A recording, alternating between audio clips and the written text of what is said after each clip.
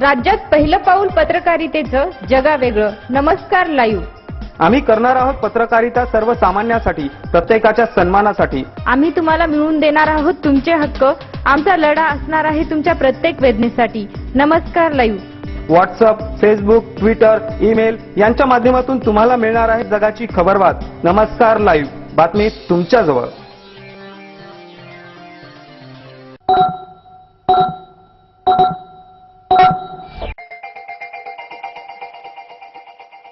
Good morning, मी सुदेशना दुधमल. आपण ऐकत आहात नमस्कार लाईव्हचं सकाळचं बातमीपत्र. सुरुवातीला हेडलाईन्स. सत्ता स्थापनेबाबत भाजपाची पीडीपीशी चर्चा. 6 जानेवारी रोजी अतिरिक्त शिक्षकांच्या वेतनासाठी सामूहिक आत्मदहनाचा इशारा.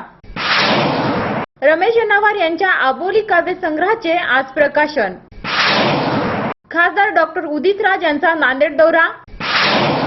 ज्येष्ठ नागरिकांचा 11 जानेवारीला मेळावा. आता बातमीपत्र विस्ताराने. जम्मू काश्मीरमध्ये सत्ता स्थापनेबाबत भाजप आणि पीडीपी मध्ये चर्चा सुरू झाली आहे. पीडीपीचे मुझफर बेग आणि भाजपाचे राम माधव यांच्यात याविषयी चर्चेला सुरुवात झाली आहे. पीडीपीनेही अशा प्रकारची चर्चा सुरू झाल्याच्या वृत्ताला दुजोरा दिला आहे. भाजपाने पीडीपी कडून सादर करण्यात आलेल्या पाळसाठीच्या प्रस्तावावर सकारात्मक विचार सुरू केल्याचे नॅशनल कॉन्फरन्स ऐवजी आता भाजप व पीडीपीचे संयुक्त सरकार सत्तेवर येण्याची शक्यता निर्माण झाली आहे. गुरुवारी नॅशनल कॉन्फरन्स आणि भाजप यांच्यात काश्मीरमध्ये एकत्र येण्याबाबत चर्चा झाल्याचे वृत्त आले होते. तसेच त्यांच्यासाठी दोन्ही पक्षात डील ठरण्याचेही वृत्त आले होते. मात्र ओमर अब्दुल्ला यांनी अशा प्रकारची कोणतीही डील झाले नसल्याचं सांगत व्रत फेटाळण्यात आले होते. अब्दुल्ला यांनी गुरुवारी रात्री ट्विटद्वारे या संदर्भात स्पष्टीकरण दिलं होतं. त्यामुळे अब्दुल्ला यांची प्रतिक्रिया येताच भाजपाने सत्ता स्थापनेच्या दुसऱ्या हालचाली सुरू करत पीडीपीशी चर्चा सुरू केल्याचं सांगितल्या जात आहे. बैठकीसाठी भाजप आणि राम माधव हे गुरुवारी जम्मूला गेले होते. त्यानंतर माधव हे श्रीनगरमध्ये आले. त्या ठिकाणी त्यांनी पीडीपीचे ज्येष्ठ नेते मुझफर हुसेन बेग यांच्याशी चर्चा केली. या दोन पक्षांमध्ये झालेला हा पहिलाच थेट संवाद होता. मात्र बेग यांना पक्षातर्फे किंवा मुफ्ती मोहम्मद सही यांच्यातर्फे चर्चा करण्याचे अधिकृत अधिकार देण्यात आले होते किंवा नाही याबाबत काहीही स्पष्ट करण्यात आलेलं नाही. बेग हे भाजप आणि पीडीपी यांच्या एकत्र येण्याबाबत अनुकूल असल्याचं बोललं जात आहे. दरम्यान भाजपाच्या एका गोटातूनही पीडीपी बरोबर जाण्याचा तीव्र विरोध असल्याची माहिती मिळत आहे. काही मुद्द्यावर दोन्ही पक्षाची टोकाची मते आहेत. भाजपाने हिंदू बहुल भागात आणि पीडीपीने मुस्लिम बहुल भागात वर्चस्व मिळवलं आहे. त्यामुळे दोन्ही पक्षांना दुसऱ्या भागात असलेला विरोध स्पष्टपणे दिसून येतो. त्यामुळे काही जण या आघाडीच्या विरोधात असल्याचंही सांगितलं जात आहे. अतिरिक्त ठरल्यापासून आधी समायोजनासाठी तर आता रखडलेल्या वेतनासाठी आंदोलनाच्या पावित्र्यात असलेल्या जिल्ह्यातील 278 अतिरिक्त शिक्षकांनी येत्या 6 जानेवारी रोजी कुठल्याही ठिकाणी सामूहिक आत्मदहन करण्याचा इशारा जिल्हाधिकारी यांना दिलेल्या लेखी निवेदनाद्वारे दिला आहे. त्यामुळे जिल्ह्याच्या शैक्षणिक गोटात खळबळ उडाली असली तरी जिल्हा परिषदेची शिक्षण विभागाची यंत्रणा मात्र अद्यापही डीमच आहे. विशेष पडताळणीनंतर खासगी शिक्षण संस्थांच्या शाळांमधून अतिरिक्त ठरलेल्या सर्व शिक्षक व कर्मचाऱ्यांचे जिल्हा परिषदेसह इतर स्थानिक स्वराज्य संस्थेच्या शाळेमध्ये समायोजन करण्याचा धोरणात्मक निर्णय राज्य शासनाने घेतला. त्यानुसार नांदेड जिल्ह्यात 278 शिक्षकांना जिल्हा परिषदेअंतर्गत शाळेमध्ये समायोजनेने रुजू करून घेण्यात आले आहे. परंतु त्यांचे मानसिक व नियमित वेतन खासगी शाळेच्या मूळ अवस्थेवरूनच काढता येत आहे. त्यामुळे या अतिरिक्त शिक्षकांना दर महिन्याला वेतन काढण्यासाठी मूळ शाळेच्या व्यवस्थापकाला साकडे घालावे लागत आहे. त्यामुळे त्रस्त झालेल्या अतिरिक्त शिक्षकांना दरमहा नानाविध प्रकारचा सामना करावा लागत आहे. या अतिरिक्त शिक्षकांचे ऑनलाईन वेतन काढण्याचे आदेश शासनाने दिले आहे. परंतु जिल्हा परिषदच्या प्राथमिक शिक्षक विभागाने या निमित्ताने कुठलीही कार्यवाही केली नाही. त्यामुळे नोव्हेंबर 2014 या महिन्याचे त्यांचे वेतन रखडले आहे. परिणामी काम करूनही या अतिरिक्त शिक्षकांच्या कुटुंबावर उपासमारीची वेळ आली आहे. ऑनलाईन ऑफलाईनच्या घोळामध्ये वेतन आदायीचा खोळंबा झाल्याने या शिक्षक मंडळीमधून शिक्षण अधिकाऱ्यांच्या उदासीन कारभाराबद्दल तीव्र संताप व्यक्त करण्यात येत आहे. जुन्या अतिरिक्त शिक्षकांचे वेतन ऑनलाईन काढण्याचे स्पष्ट आदेश शासनाने देऊनही शिक्षण अधिकाऱ्यांच्या बेफिकीर कारभारामुळे पगार रखडल्याने संतप्त झालेल्या या शिक्षकांची सामूहिक आत्मदहन करण्याचा टोकाचा निर्णय घेतला आहे. नांदेड येथील नवोदित कवी रमेश यन्नावार यांचा आबोली या काव्यसंग्रहाचे प्रकाशन कवी व्यंकटेश चौधरी यांच्या हस्ते गिरिराज मंगल कार्यालय, अंबिका मंगल कार्यालयाच्या जवळ आज दिनांक 27 रोजी सायंकाळी 6 वाजता होणार आहे। कार्यक्रमाच्या अध्यक्षस्थानी देविदास फुलारी हे राहणार आहेत। कार्यक्रमास प्रमुख पाहुणे म्हणून अधीक्षक अभियंता RS लोलापोड, विद्यासागर संगेवार, कोल्हापूरच्या कवयित्री कुमारी आरती पाटील व लक्ष्मण संगेवार हे उपस्थित राहणार आहेत। तरी या प्रकाशन सोहळ्यात सर्व रसिकांनी उपस्थित राहावे असे आवाहन अशोक कुमटेकर, राजेश रापते, नंदकुमार कोसबतवार यांनी केला आहे। वेळ झाली आहे छोट्याशा विश्रांतीची। तुम्ही ऐकत राहा नमस्कार लाईव्हचं बातमीपत्र। नांदेडच्या खवय्यांसाठी शुद्ध शाकाहारी व रुचकर भोजनाची उत्तम व्यवस्था। राजस्थानी गुजराती थाली पार्सल सोबतच उत्कृष्ट सेवा फक्त दुर्वांकुर हॉटेलमध्येच। शहराच्या मध्यवर्ती बसलेले व वातानुकूलित असलेले फक्त आणि फक्त दुर्वांकुर हॉटेल। थालीची वेळ सकाळी 11 ते 3:30 पर्यंत आणि सायंकाळी 7 ते 11 पर्यंत। Kitty party, get together party, लग्न, वाढदिवस पार्टी व इतर शुभ कार्य करायचे मग चिंता कशाला। दुर्वांकुर हॉटेल सोबत आकाश फंक्शन हॉल आहे ना सोबतीला। एक वेळेस नक्की भेट द्या। संपर्कासाठी पत्ता आयुर्वेदिक कॉलेजच्या समोर, कुटुंब फॅशनच्या बाजूस, वजिराबाद, नांदेड। संपर्क 992102 2221, 9850 22 22 21, 9970 94 33 87। साधू संत येती घरा तोची दिवाळी दसरा।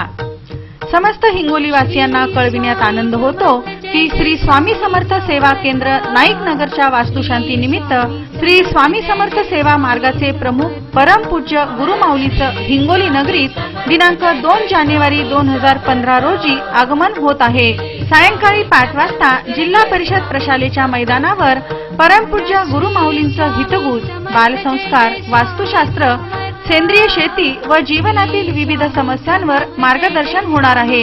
या निमित्ताने सण, वार, व्रत, वैकल्य आपण कसे साजरे करावे याविषयीचे प्रात्यक्षिक 165 स्टॉलच्या द्वारे सकाळी 10 वाजल्यापासून प्रदर्शन उपलब्ध होणार आहे। गुरुमाऊलीचे हितगुज ऐकण्यासाठी व प्रदर्शन पाहण्यासाठी आपण सहकुटुंब, सहपरिवार व इष्टमित्रांसह जिल्हा परिषद मैदानावर दिनांक 2 जानेवारी 2015 रोजी उपस्थित राहून लाभ घ्यावा। या सुवर्ण संधीचा लाभ घेऊन आपल्या जीवनाचं सोनं करावं। चला जिल्हा परिषद प्रशालेच्या मैदानावर दिनांक 2 जानेवारी 2015।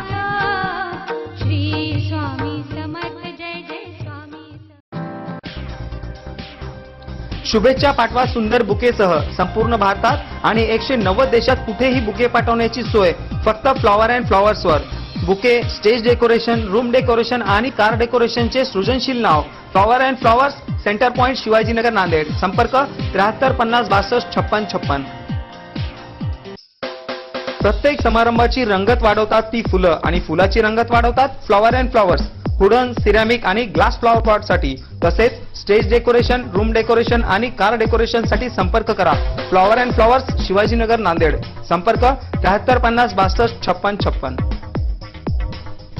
घर बांधकाम, हॉटेल, मॉल, महाविद्यालय, बंगलो तसेच रुग्णालय बांधकामासाठी लागणारे vitrified tiles, wall tiles, granite, Kadappa, sanitaries item, तांडून मिळण्याचे एकमेव ठिकाण म्हणजे सारडा ग्रेनाइट्स अँड मार्बल। घराच्या सुशोभीकरणासाठी बाथरूम, टॉयलेट, पार्किंग, किचनवटा आदींची उभारणी मार्बल शिवाय होणार कशी? त्यासाठी संपर्क करा Sarda granites and marble, Vidyutnagar, Nanded. तसेच गुंडेवार पेट्रोल पंपाजवळ, आनंदनगर, नांदेड। संपर्क 94 23 03 50 35।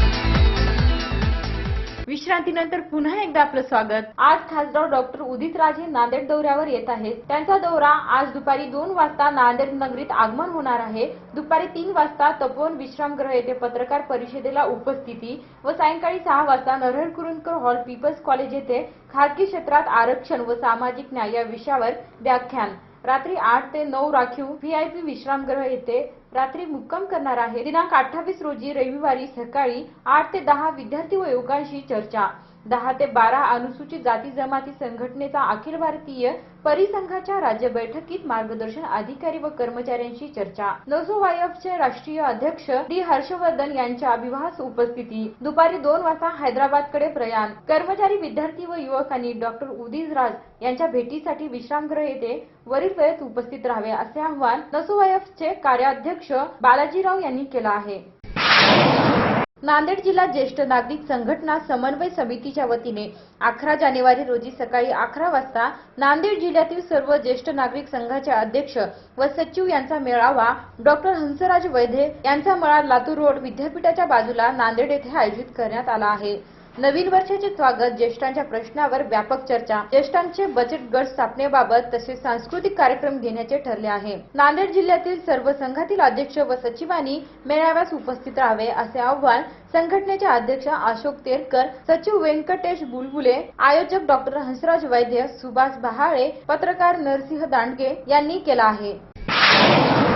नांदेड येथील रविनगर कोठा येथील ज्येष्ठ महिला सिंधुबाई प्रभाकरराव पांडे वय वर्ष 75 यांचे दिनांक 24 डिसेंबर रोजी निधन झाले। त्यांच्या पश्चात 6 मुले 3 मुली असा मोठा परिवार आहे।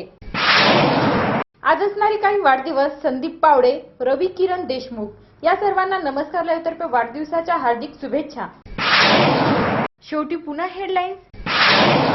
सत्ता स्थापनेबाबत भाजपाची पीडीपीशी चर्चा। 6 जानेवारी रोजी अतिरिक्त शिक्षकांच्या वेतनासाठी सामूहिक आत्मदहनाचा इशारा। रमेश जनावर यांच्या आबोली काव्य संग्रहाचे आज प्रकाशन। खासदार डॉक्टर उदित राज यांचा नांदेड दौरा। ज्येष्ठ नागरिकांचा 11 जानेवारीला मेळावा। आणि याचबरोबर नमस्कार लाईव्हचे हे बातमीपत्र संपलं। पुन्हा भेटूया, तोपर्यंत नमस्कार। जग आता जवळ आले। जवळ म्हणजे किती? अगदी तुमच्या मुठ्ठीमध्ये। तुम्हाला माहित नसतं की तुमच्या आजूबाजूला घडते काय, पण मी सुदेशना धुतमल सांगणार आहे तुम्हाला आजूबाजूच्या ताज्या घडामोडी। आमची पत्रकारिता असणार आहे समाजातील भोंदूगिरी पोखरून काढणारी।